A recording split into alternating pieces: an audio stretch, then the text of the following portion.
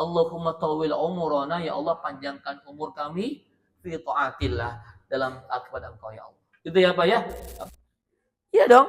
Karena syafaat itu ada syafaatul uzma ya, sahabat Nabi kan, ada syafaatul Quran, syafaatnya Quran, ada syafaat teman-teman yang soleh. La ya'damuka min sahibil miski ma tashtari au tajidu riha.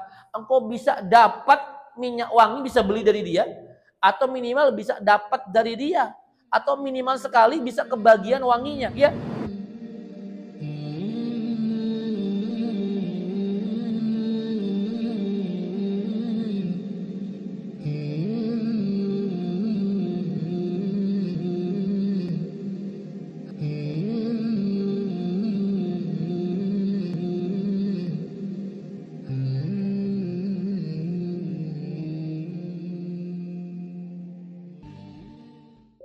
Ramai banyak anak muda kayak di Jogokarian, bukan seneng saya Pak ya. Intinya apa? Kalau subuhnya ramai, insya Allah Al-Aqsa akan segera kita bebaskan Pak, insya Allah ya. Tapi masih lama kayaknya, karena nggak semua masjid ramai dengan anak muda gitu ya. Ya, syukur dengan amal ya. Apalagi ya sedekah kita, wakaf kita, infak kita, itu bentuk kesyukuran kepada Allah Subhanahu wa taala. Baik ya, itu yang pertama ya, qalbun syakirun. Yang kedua, kata Abdullah ibnu Abbas, kunci kebahagiaan fid dunya wal akhirah yang kedua adalah al azwajun salihah. Istri yang salihah, bisa juga suami yang saleh. Pasangan hidup yang soleh dan solehah. Bapak-bapak kira-kira sudah punya istri yang solehah belum? Alhamdulillah. Ibu-ibu yang sudah menikah ya, sudah punya suami yang soleh belum? Alhamdulillah. Ternyata itu adalah kunci kebahagiaan juga. Bahkan kata beberapa ulama, kalau kita punya pasangan yang soleh solehah, itu seperti mencicipi setengah dari surga Pak. Masya Allah. Antum hebat, antum kaya raya, antum sukses, pasangan hidupnya ngeyel, ndak enak. Ya. Malam saya video call sama istriku, karena udah lama meninggalkan beliau. Saya bilang, Mi, aku di Malang, di Surabaya, makan ini itu enak, tapi terasa hampa semua. Saya bukan gombal, serius. Saya memang agak ketergantungan sama istri. Ya, karena yang nyiapin semua istri saya, Bu. Jadi sampai ada level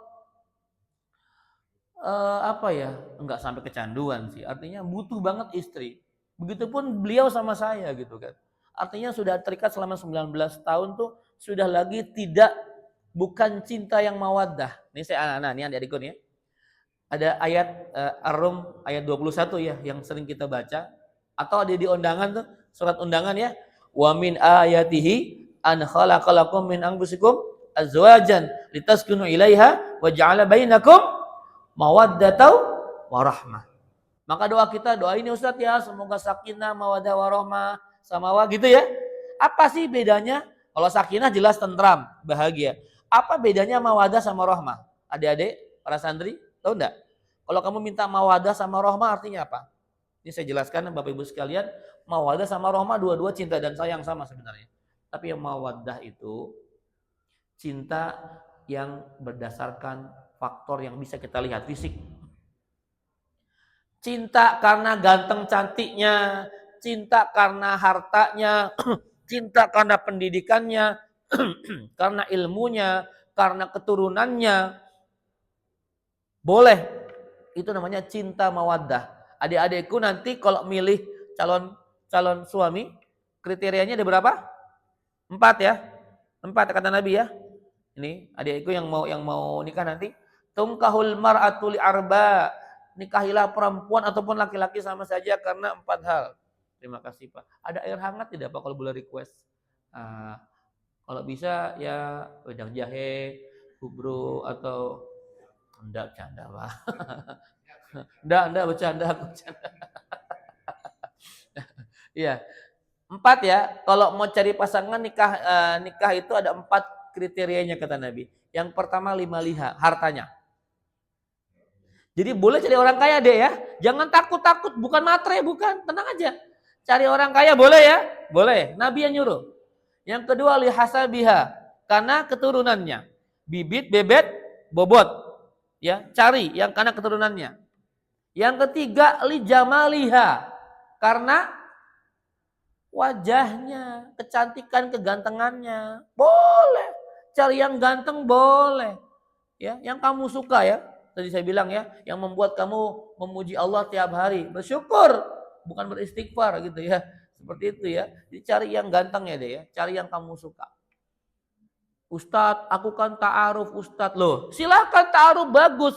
Ta'aruf bukan berarti Anda nggak boleh ngelihat pasangannya. Loh Pak, hati-hati, ada yang suka salah. Udah saya nggak perlu ngelihat Ustadz. Cukup CV. Oke CV. Lihat fotonya, lihat aslinya. Jangan beli kucing dalam karung. Kita nggak pacaran, tapi kalau mau ta'aruf, harus tahu fisiknya. Mohon maaf, walaupun Anda pakai niqab, ya, mau kenalan sama calon suami, boleh ketemu, ada mediatornya, ada ustadznya, ustazahnya atau siapapun itu, boleh ngelihat, dibuka cadarnya. Supaya calon suami Anda melihat. Hati-hati. Siapa tahu dia kumisan, apa jenggotan kan repot. Boleh dilihat. Tutup lagi, ya, supaya enggak kaget loh. Ada orang bernikop, suaminya nggak pernah tahu bentuk wajah istrinya. Itu dia kaget. Malam pertama kok jenggotan. Iya, maka dilihat dan perlihatkan telapak tangannya. Nih para akhwat ya, boleh memperlihatkan telapak tangan kamu pada calon suami. Tapi jangan diuak-uak, jangan. Gini aja cukup. Ya. Udah selesai. Itu pun dengan mediator, jangan berdua. Ya, CV, lihat wajah, telapak tangan, tanya apa visi misi kehidupan kamu, segala macam tanya, diinterogasi, enggak apa-apa.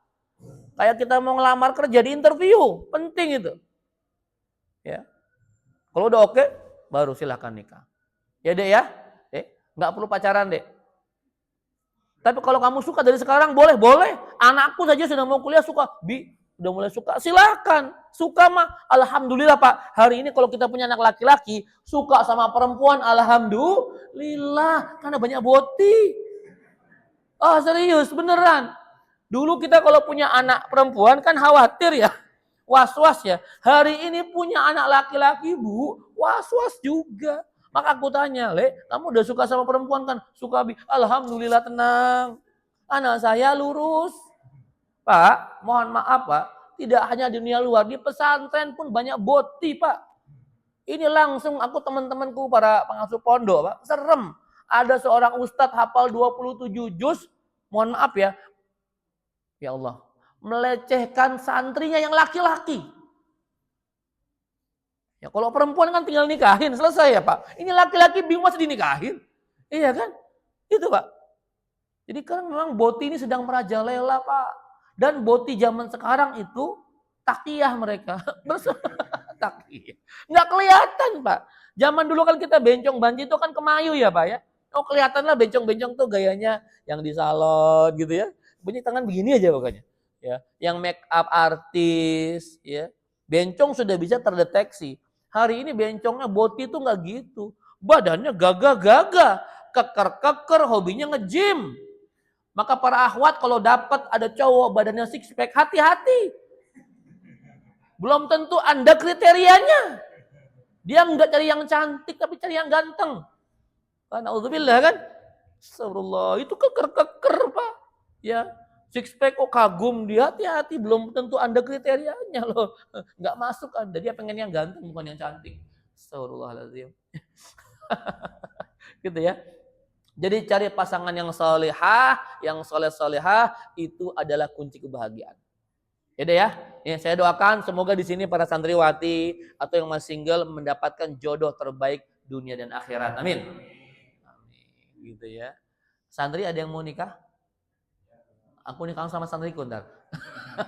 Sama-sama kita punya santri. Oke, yang ketiga. Aku boleh minum dulu ya? Bismillahirrahmanirrahim. Oh bener wedang jahe bener. Ya. Tinggal cemilannya nanti di sini ya. Udah. Canda. Tambah pecel juga boleh. Baik, yang ketiga kata Abdullah Ibnu Abbas, kunci kebahagiaan fid dunya wal akhirah adalah al-auladun abrar. Anak yang soleh. Ya, setelah menikah kita kan pasti pengen punya anak yang soleh. Bapak Ibu, anak soleh ini adalah anugerah yang luar biasa. Kami para pendakwah, Bu, saya tanya sama guru-guru kami, tahu nggak ujian utama para pendakwah itu apa? Anak. Saya lebih baik mengajari 1.000 anak orang dibanding 1 anak sendiri. Susah. Ya, makanya saya minta orang lain mengajarkannya, bukan abinya. Anak yang soleh itu penting sekali. Kenapa? Karena kalau sudah mati nanti hanya doa-doa mereka yang nyampe sama kita.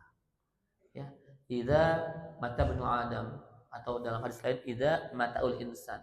Kalau manusia meninggal dunia, anak Adam meninggal dunia, in qata'a amaluhu illa min salasin. Putus semua amal kecuali 3 perkara. Yang pertama, sedekatin jariyah. Nih, sedekah jariyah sebentar lagi ya. Nanti ada penggalangan wakaf untuk rumah Quran di Banten sana. Setiap rupiah yang Anda keluarkan dibangun rumah Quran, setiap ayat yang keluar dari para santri ngalir pahalanya sama Bapak Ibu semua. Sedekatin jariyah. Ya, beramal cerdas. Nggak harus beramal mahal sebenarnya. Kalau kata guru kami, beramal cerdas adalah amal yang lebih panjang dibanding usia kita. Kalau kita bangun masjid, rumah Quran, kan insya Allah lebih lama dibanding usia kita kan. Makanya kalau saya mikir gini, harus saya punya pondok, punya sekolah untuk apa? Legacy, warisan. Karena umur kita tuh kan nggak panjang, Bu. Umur umat Nabi itu baina sitin wa sab'in. 60-70 average-nya ya. Rata-rata 60-70 tahun umur umat Nabi. Jadi di sini kalau ada orang yang sudah umurnya di atas 70, itu bonus luar biasa. Atau di atas 63 deh. Coba, pengapunten Simbah di sini yang paling sepuh umur berapa ada? 70 lebih ada? Hah? 86 ya Allah, Bapak masih jadi pengurus, Pak. Ketua takmir 86. Masya Allah. Ini Bapak memang sudah siap 86 terus jadi ketua takmir, nggak direpotkan, Pak. Nggak ada yang mau gantikan beliau.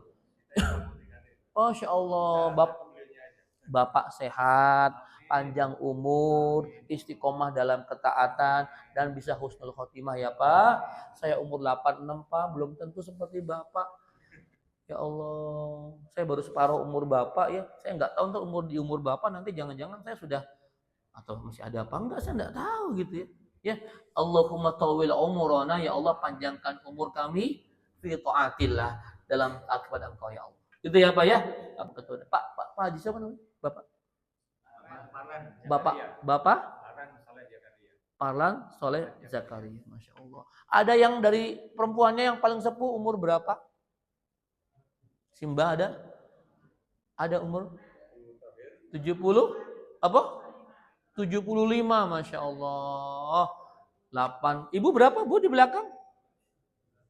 78 ya Rabbana. Kayak 77 tapi Bu. Oh. Enggak Bu, masih muda Bu. Saya kira umur 50-an tadi loh. 78 Masya Allah, masih fresh gitu ya. Itu mungkin akibat sering subuh di masjid ya. Masya Allah. Kenapa? Iya. Kelihatan aura-auranya apa ya? Auranya aur-auran gitu Masya Allah ya. Luar biasa. Ya, ini luar biasa loh. Ini salah satu bukti keberkahan subuh ini, Bang. Wajahnya sumringah gitu kan.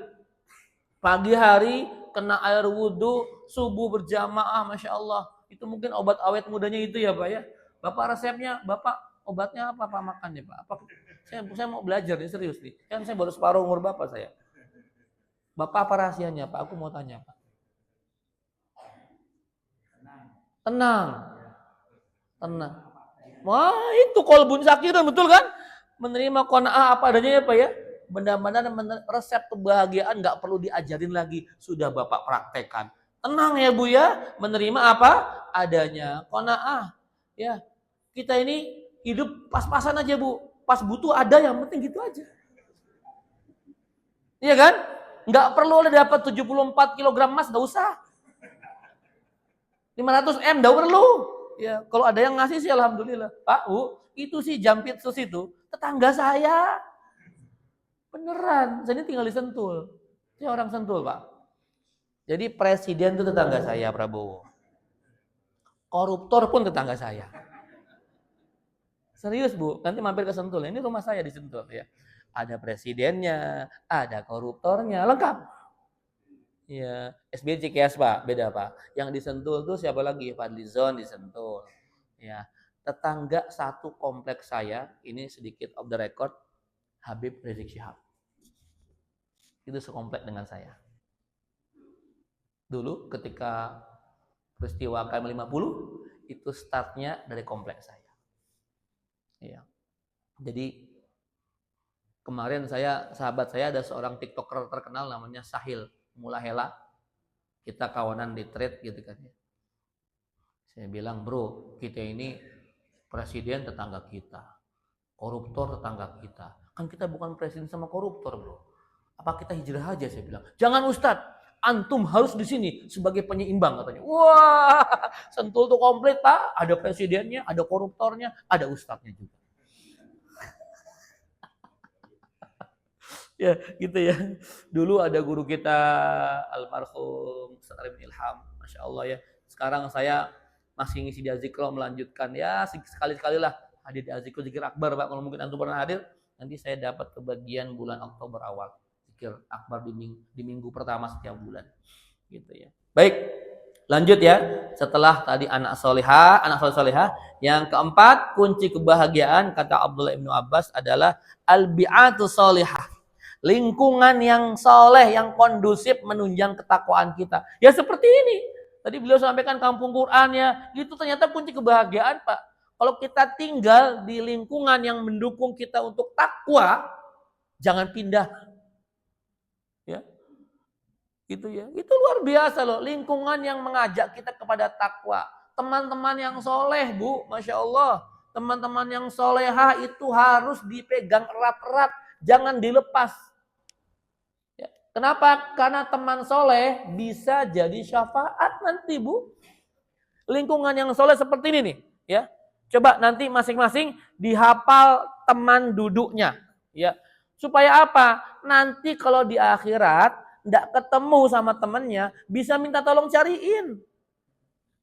Iya dong, karena syafaat itu ada syafaatul uzma ya, sahabat Nabi kan. Ada syafaatul Quran, syafaatnya Quran. Ada syafaat teman-teman yang soleh. Maka saya kalau berkeliling kemana-mana, sudah suruh lewat dikit enggak apa-apa? Aman ya? Baik. Makanya saya kalau kemana-mana, saya minta Bapak Ibu mau jadi teman saya enggak? Mau jadi sahabat saya enggak? Oh ya, tolong hafalkan muka saya ini yang kayak orang-orang Korea begini. Ya. Nanti kalau saya nggak ada di surga, cariin saya. Cari Bu. Saya khawatir saya ke surganya belakangan Bu. Kenapa? Ustadz Hilmi ini banyak ngomong. Orang banyak ngomong, potensinya banyak dosa. Ibu kan mustami aja denger kan? Saya ini ngomong kemungkinan dosanya lebih besar. Tapi kalau saya diam, saya bingung ceramah apa. Gitu kan? Maka doain saya Bu. Nanti kalau saya di surga nggak ada, Ibu ngitin wajah saya ya. Cari Ustadz Hilmi di mana ya Allah? Kok nggak ada? Dia sedang dicuci di neraka. Allah, jangan ya Allah kata Ibu. Dulu pernah ngisi di Masjid Nailul Hammam ya Allah. Masukkan dia ke surga bersama kami pada jamaah Masjid Nailul Hammam. Ditarik saya gara-gara pernah ngisi di sini walaupun cuma sekali. Iya, ternyata teman soleh bisa membawa temannya ke surga. Maka perbanyaklah teman-teman soleh. Ya, kata Nabi, perumpamaan orang yang berteman dengan orang soleh itu seperti berteman dengan penjual minyak wangi. Ya. La ya'damuka min sahibil mis imma tashtari au tajidu riha. Engkau bisa dapat minyak wangi, bisa beli dari dia, atau minimal bisa dapat dari dia, atau minimal sekali bisa kebagian wanginya. Ya, Ibu, Bapak berteman dengan tukang parfum, kebagian wangi enggak? Walaupun nggak beli, coba di Malang ada toko parfum ada nggak? Ibu nongkrong di situ nggak usah beli, diem aja di situ. Kan suka ada tester ya, cobain tester, wangi enggak? Wangi. Ya itulah untungnya berteman dengan tukang minyak wangi. Walaupun kita nggak beli kebagian wanginya, ya. Wakilil haddad, namun sebaliknya kalau kita berteman dengan pandai besi, tukang las, ya. Yukhriqul badanaka aw saubaka au tajidu minhu rihan khabisah. Dia akan bisa membakar pakaianmu atau badanmu atau jasadmu, atau minimal engkau akan kepercik apinya. Ibu kalau dekat-dekat sama tukang las, pernah ke tukang las? Deket-deket nongkrong gini aja. Itu pasti akan kepercik apinya ya. Artinya kalau kita berteman sama orang baik, walaupun kita belum baik Pak, ketularan jadi orang baik. Ibu sering ke masjid, bapak sering ke masjid, walaupun kita bukan orang baik Pak. Masya Allah, ahlul masjid, temannya ustadz, orang soleh, orang akan mencap kita sebagai orang baik. Walaupun kita belum baik, walaupun kadang-kadang anak muda ke masjid buat nyolong sendal misalkan, ya, tapi ke masjid dia. Kebagian baiknya. Namun sebaliknya kalau kita temenan sama ahlud dugem, apa namanya? Suka ngedugem gitu kan, ya, ke klub, ke diskotik. Kita di sana nggak ngapa-ngapain, cuma minum air mineral, minum teh, minum apa. Tapi keluarnya dari diskotik, keluarnya dari klub, sama orang-orang lain apa cap masyarakat sama kita? Oh, tukang ngedugem. Ya, ada bukan kemarin peristiwa yang sangat mengenaskan. Ada seorang dia nggak pernah ke klub Pak, nggak pernah ke klub, tapi temannya suka ke klub, suka ke diskotik, gitu ya, suka ngedugem begitu. Terus temannya mengundang dia untuk hadir di acara ulang tahunnya, dan untuk pertama kali dia datang ke diskotik, dan qadarullah diskotiknya kebakaran dan dia meninggal dunia. Ya, itulah berteman dengan orang yang seperti itu, hati-hati. Maka kita berteman boleh dengan siapa saja, tapi circle kita, bestie-bestie kita, itu harus orang-orang soleh. Kita nggak milih pergaulan, tapi kalau untuk teman dekat kita, kita pilih yang soleh. Karena kata Nabi, seseorang itu agamanya dilihat dengan siapa dia berteman baik. Ya, makanya kalau teman-teman seperti ini biatus solihah, insya Allah semua kita bisa bahagia di dunia dan berkumpul lagi di surga. Amin ya robbal alamin. Baru 4 poin, ada 3 lagi. Waktunya sudah selesai, tapinya PR. Nanti doakan saya bisa mampir lagi ke sini. Ya, meneruskan nih, kurang nih kayaknya nggak enaknya. 3 lagi. Ya, tapi sudah selesai. Tapi nanti boleh kalau ada 1-2 pertanyaan setelah Ustadz Azim akan menyampaikan program tentang wakaf rumah tahfiz. Ya, jangan kemana-mana, jangan beranjak, tetap duduk di tempatnya, acaranya belum selesai.